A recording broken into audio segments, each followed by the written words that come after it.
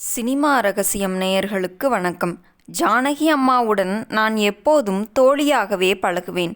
ஒரு குடும்பத்தில் இருக்கும் மாமியார் மருமகள் போல் நாங்கள் பழகவில்லை. நாங்கள் எல்லாரும் மகிழ்ச்சியாகவே இருந்தோம். கடந்த மே மாதம் அம்மாவுடன் தான் நான் தங்கியிருந்தேன். அந்த வயதிலும் கூட அவரது ஞாபக சக்தியை பார்த்து ஆச்சரியப்பட்டு போனேன் என்று மறைந்த பாடகி ஜானகியின் மருமகள் உமா தனது குடும்ப அனுபவங்களை பகிர்ந்துள்ளார். மறைந்த பாடகி ஜானகியின் மருமகள் உமா பிரபல சேனல்களுக்கு அளித்த பேட்டியில் பல்வேறு நினைவுகளை பகிர்ந்து கொண்டார்.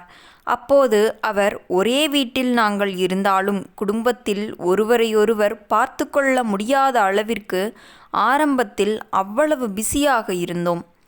அதிகாலையில் எழுந்து ரெக்கார்டிங் சென்று விடுவார் ஜானகி அம்மா. இரவில் நேரம் கழித்துதான் வீட்டிற்கு வருவார். குடும்பத்தில் அவர் ஒரு செலிபிரிட்டி போல இருந்ததே இல்லை. வீட்டில் அம்மா ஒருபோதும் பாடல்களை பிராக்டிஸ் செய்ததில்லை. ஸ்டுடியோவுக்கு செல்லும் வரை எந்த பாடலை பாடப்போகிறார் என்பது கூட அவருக்கு தெரியாது. ஸ்டுடியோவுக்கு போன பிறகுதான் பாடலை பார்ப்பார். வீட்டை இசை பயிற்சிக்காக இடமாக இல்லாமல் குடும்பத்திற்கான அமைதியான இடமாகவே ஜானகி அம்மா வைத்திருந்தார். தூக்கம் உன் கண்களை தழுவட்டுமே, அப்படியொரு தூக்கத்திற்கு இன்று அம்மா போய்விட்டார்.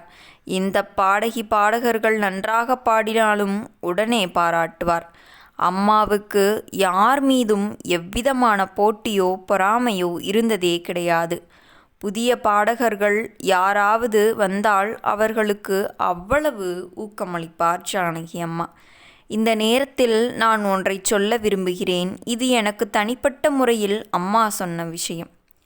பல ஆண்டுகளுக்கு முன்பு கர்நாடக அரசு பாடகர்களுக்கு விருது வழங்கியதில்லை.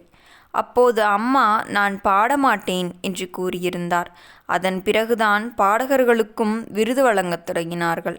அதன் பிறகே அம்மா கர்நாடகாவிலும் மற்ற எல்லா மாநிலங்களிலும் பல விருதுகளை பெற்றார்.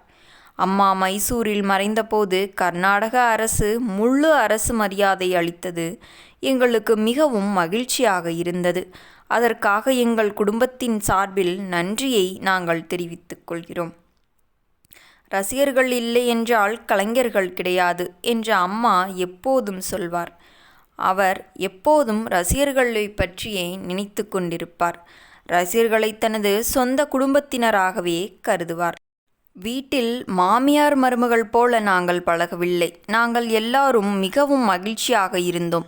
கடந்த மே மாதம் அம்மாவுடன் தான் தங்கியிருந்தேன். அந்த வயதிலும் அதீத ஞாபக சக்தி அவருக்கு இருந்ததை பார்த்து நான் வியந்து போனேன்.